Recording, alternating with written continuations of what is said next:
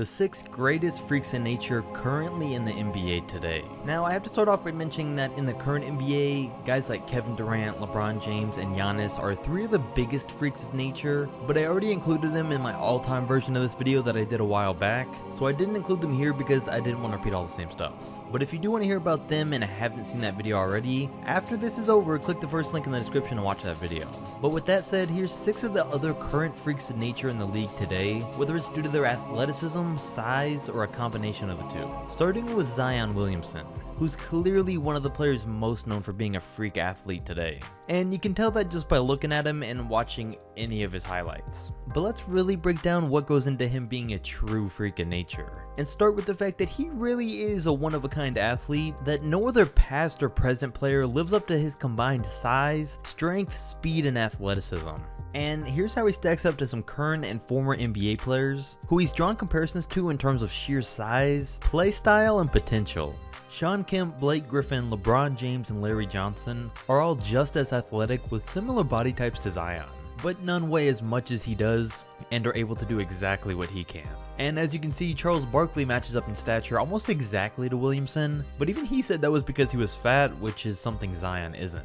So it's clear that Williamson is a freak of nature, and there's no one exactly like him.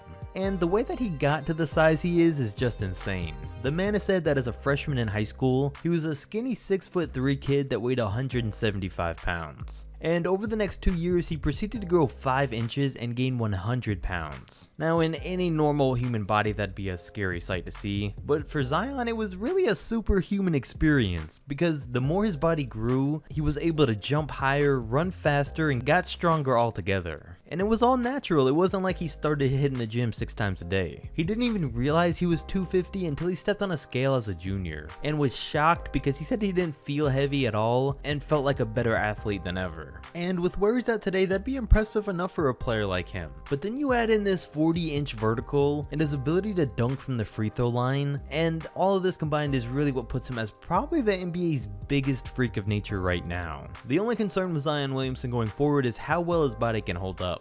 And honestly, only time's gonna have that answer. Then number 2 goes to Taco Fall, who's been the most quietly talked about player over the past few months. And everyone wants to see the 7'7" giant succeed in the league.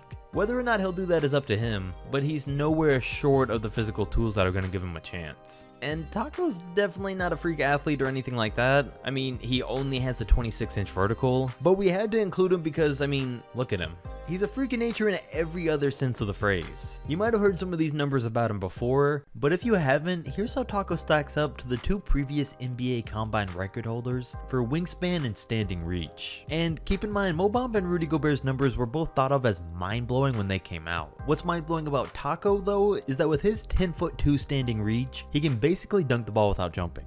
Then you combine his unimpressive 26-inch vertical with his height, and it gave him an NBA Combine record 12' 5" max reach. And that's not even to mention the fact that he weighs over 300 pounds. And surprisingly with all this, Taco's a lot more mobile than other guys we've seen at his size. I mean, you look at Sean Bradley and George Mirasan, and I get tired out just watching them try to run. I mean, it looks like they're running through sand on a beach with stilts. But Taco's not like that, with a lot of GMs believing he has great coordination and balance for his size. Number 3 goes to Kristaps Porzingis, who may very well be the most impressive on this list. Because if you think Kristaps Porzingis only made it for the fact that he's 7'3", you're in for a big surprise. And I get that through the way he plays, him being injured, him having only played for the Knicks, and the fact of him being named after a mythical creature, you probably didn't realize just how much of a freak of nature Kristaps is. And here's why. First off, we'll say that Porzingis isn't like any of the other 25 players over 7'3" in NBA history. He doesn't play down on the block, just protecting the rim and scoring in the post. He plays more from the outside in, and that's due to the fact that he played point guard for most of his childhood. And as he got older and taller, he just stuck to the position until he was 6'8" at 15 years old, which is when he slowly started working his way through all 5 positions. But no matter what position he played, even when he tried power forward forward and center. Growing up in Latvia, the only NBA basketball he was able to watch were old Michael Jordan and Kobe Bryant tapes that his parents had. The thing is, he eventually grew to 7'3", but him growing up and using that play style is what's kept him so mobile and led to him being able to move better than most guys his size in NBA history. I mean, look at 7'3" Boban and the differences these two guys have. But it gets better than that, because through hard work and dedication, I was able to dig up an old episode of Sports Science that tells us how much of a freak of nature Kristaps really is. It started off with a drill of dribbling in and out between 3 poles that he completed in 2.37 seconds. Which sounds quick, but to put it in comparison, 5'9" Isaiah Thomas and D'Angelo Russell both did the drill in recorded times of 2.33 seconds and 2.29. Putting both point guards as just a fraction of a second quicker in the drill. But it gets better, because the highest point that Kristaps can touch with a running start is 12 foot 2.5 inches. Over 2 feet higher than the rim, and just 3 inches away from the highest point a prime Orlando Dwight Howard could touch during the same test when given multiple tries. And we're talking about a young Porzingis who could still get more athletic as time goes on. And that's not even the most impressive part, because the most impressive is that his max vertical is 37.5 inches, 2 inches higher than both Dwight Howard's and Blake Griffin's were when they first came into the league. So we're talking about a 7'3" giant who's nearly as quick as Isaiah Thomas, can touch nearly as high as a prime Dwight Howard, and has a better vertical than Blake Griffin. And the only reason you might not have noticed that Kristaps was this athletic is probably because he's still learning how to use his height to his advantage. And it was something that he came out and said in his rookie season. That really makes sense, because if he grew up playing guard so much, he's still young and wouldn't have much time to fully understand how to use it. Number 4 is Russell Westbrook. And Russ is a weird one, because there's no doubt that he's a freak of nature in every sense of it, but if you were looking at him just on paper, you probably would have never guessed. I mean, he was 5'8" entering high school, and didn't grow to 6'3" until right before his senior season.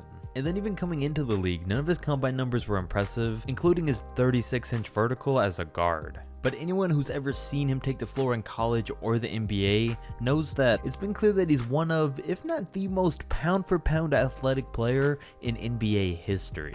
The only players even comparable to his explosiveness and his acceleration on the floor would have been prime Derrick Rose or prime LeBron James. But Russ combines that with being arguably the fastest player in the NBA. And that right there would be impressive enough.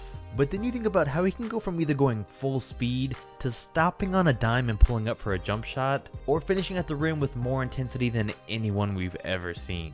There's no statistics or metrics that can really measure just how athletic Westbrook is overall, but it's clear by watching any of his games that he can't be matched.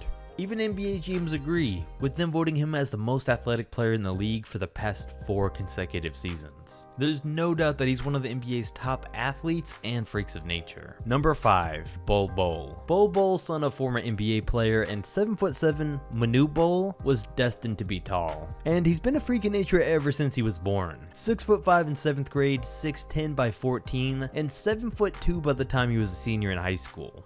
Everyone knew he'd be tall, but no one knew he'd be as unique of an athlete as he turned out to be.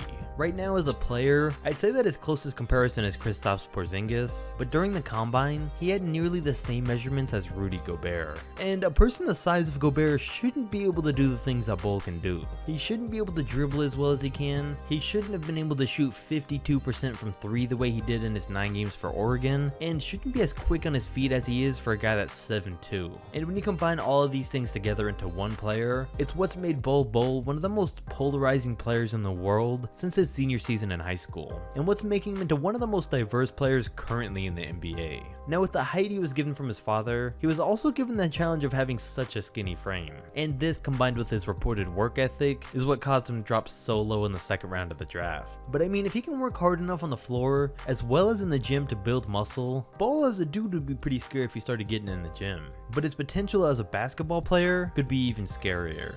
And finally, number 6 goes to Mo Bamba. And the first thing that always comes to mind when I think of Mo Bamba, besides the song, is his potential. He's got all the tools to be great, and that's why he was drafted 6th overall. Not necessarily because of how good he is now, but because of his potential, with a big thanks to his overall size and athleticism.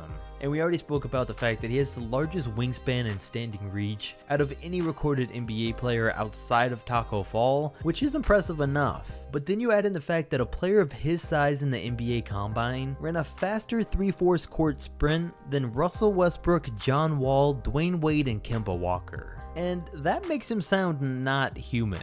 We talked earlier about just how quick Russell Westbrook is, and for a 235-pound, 7-foot tall Mo Bamba to be able to get down the court faster than he can is insane. The man still has to put on muscle, but besides that, he's a smart player that can shoot the three and clearly has a combination of athletic abilities like we've never seen before. So there really is all the opportunity in the world for him to become great. And the same goes for all these guys. Like I said at the beginning, LeBron, Giannis, and KD were already talked about in the unofficial part 1, so go check that out if you haven't already. And comment and let me know your guys' thoughts on who in this video is the most freakish athlete of them all. Drop a like if you enjoyed, subscribe, and I'll catch you next time.